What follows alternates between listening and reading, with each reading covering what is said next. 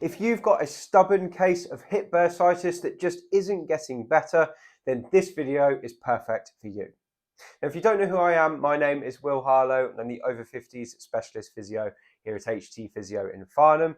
And today I'm going to be sharing with you my 5 favourite exercises to help people with hip bursitis. Now, a hip bursitis is actually a problem to do with the gluteal muscles that make up the buttocks. And the gluteal muscles are really important hip muscles that are responsible for how your leg lines up when you walk and when you stand. So to show you the gluteal muscles, they're right here, they're these ones here, and the ones we're most concerned about with a hip bursitis are the ones at the top, and we call these the gluteus medius and the gluteus minimus.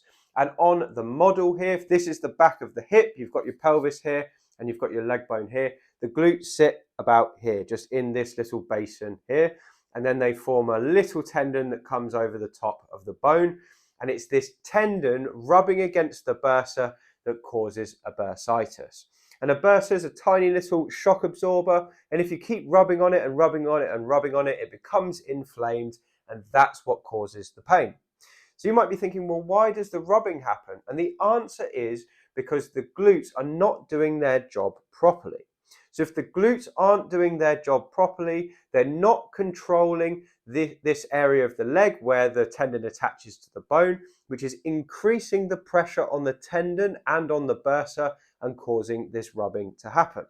Now, the rubbing can happen quite happily, probably for a few weeks, but any longer than that, then it starts to cause inflammation, and that's when the pain comes about. So when the glutes are not strong enough, the rubbing is worse, and that's when the problem happens. So to fix a bursitis, the most important thing for us to do is to strengthen up the glutes. And I'm going to show you my 5 favorite exercises to do that for people with hip bursitis. Now, before I show you the exercises, there's another side of the coin for getting this problem better, and that is what we avoid doing. And there's one massive thing that you should avoid doing when you've got bursitis, and that is crossing your legs. Now, if you're crossing your legs when you're sitting, basically you're stretching the gluteal tendon, and that's going to be aggravating the problem. So it's just as important to avoid crossing your legs as it is to strengthen the glutes. The other thing we should stop doing is we should stop stretching the buttock, even if it feels like that's what it needs.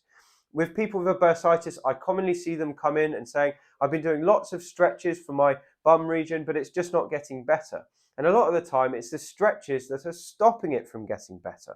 If you're stretching it, you're compressing the tendon against the bursa, and you're making that rubbing worse. So stop stretching the glutes, stop sitting cross-legged, and start to do glute strengthening instead.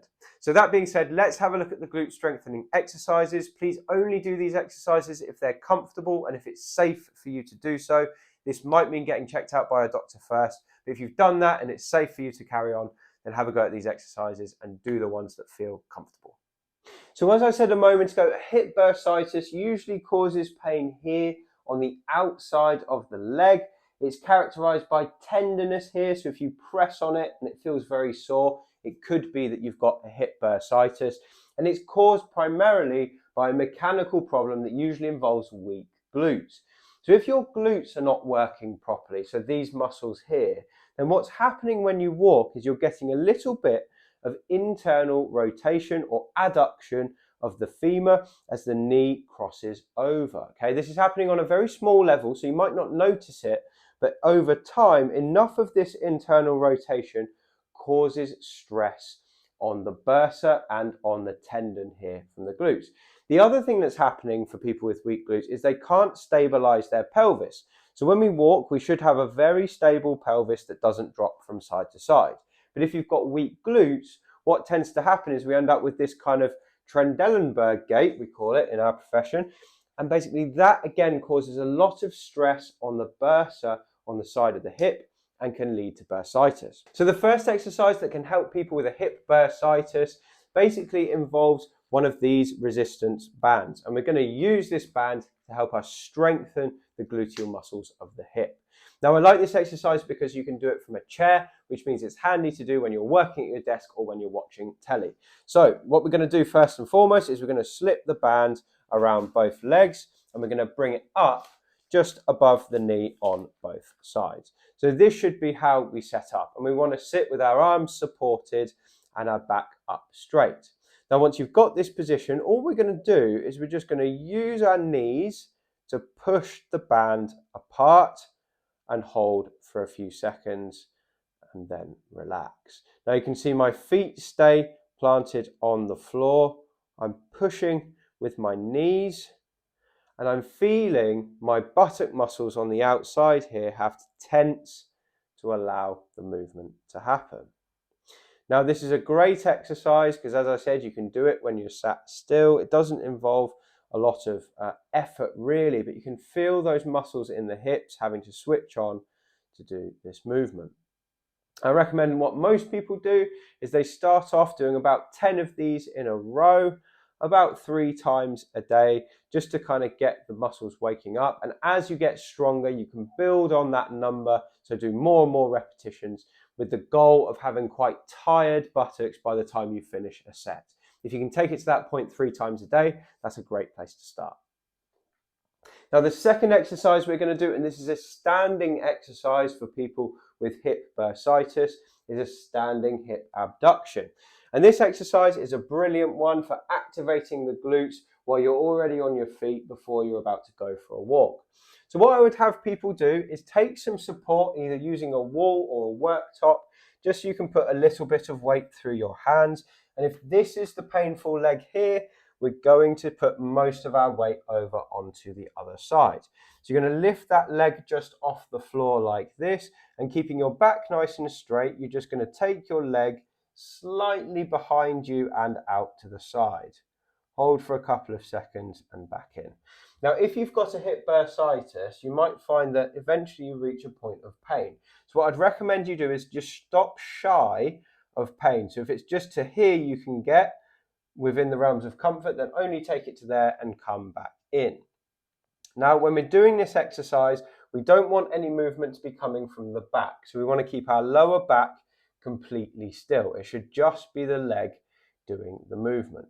And again, the principles of this exercise remain the same. We're going to try and do about 10 repetitions in a row to begin with, a few times a day, as long as it feels comfortable, and it shouldn't make it feel worse. That's key for this condition. We shouldn't do any exercises that cause it to be aggravated. So if you can only do 5, start with 5. If you can do more, you can build it up further. Now, the next exercise we're going to do for a hip bursitis is similar to our first one, but this time we're going to do it lying down. So we're going to use the same resistance band and we're going to wrap it around both legs.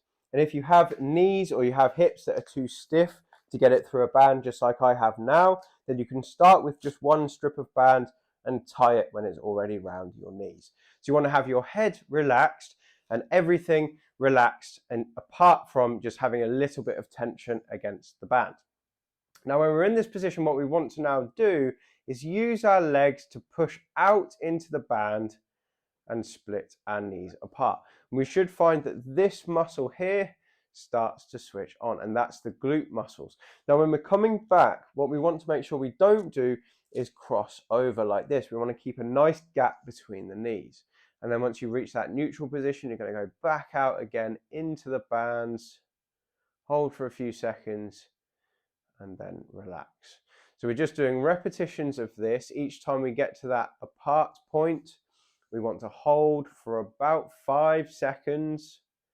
And again, just repeat this until you start to get a bit tired in your glutes.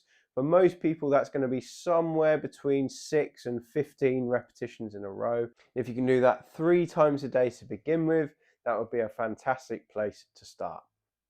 Now, the next exercise we're going to do for recovery from hip bursitis is a variation of the clam. And the clam is this exercise here, which I've shown on previous videos. But when someone has hip bursitis, there's a slightly different way we need to do this exercise. Now, I don't know if you can see me in this position here, but this is the proper starting position of the clam. And if we just start in the traditional position, my leg is falling slightly across the midline of my body, which is putting stress on the bursa. So if you've been doing loads of clams with bursitis and it's not getting better, this might be the reason why. So we need to stop this part from happening during the clam. So we need one tool, and that tool is a spare pillow.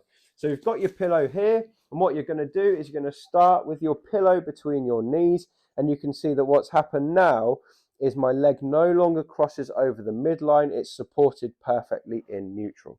So we're still tipping forward like this, and all we're trying to do now is activate the glutes to lift the knee off the pillow and then back down again. Okay, so you can see I'm putting a bit of weight through my hands, my weight is forward, I'm just lifting the leg and then dropping it back down. So it never crosses the midline, which means I'm never crossing my legs when I do this exercise. So this is a fantastic next step. It's a good progression for people with hip bursitis. The ideal from this exercise is to get a working ache in the glutes without aggravating the area on the side of the hip. So it's a bit of a fine balancing act. Some people can do lots of these, others can only do 3 or 4 before they have to rest. It's fine. I usually tell my clients just keep going until you get an ache here, but stop before this starts to hurt, and repeat that a few times a day. And then the 5th exercise for improving your glute strength when you've got hip bursitis is the long lever hip abduction. So long lever hip abduction is this exercise here where we lift the leg up in the air and slightly behind us, but we're going to again be using our pillow for this one for precisely the same reason as we use it on the clam. So you're going to start like this with your body weight forward. Your hand can be used to support you. You've got a pillow between your knees running lengthways. Your head can be rested on your hand or on a pillow. And basically what you're going to do is you're going to keep your weight forward. You lift the leg up off the pillow, leading with the heel, and take it up towards the ceiling and slightly behind you, and then drop it back onto the pillow. Okay, so I'll show you again. So you're going up and slightly back, hold for a second and back down.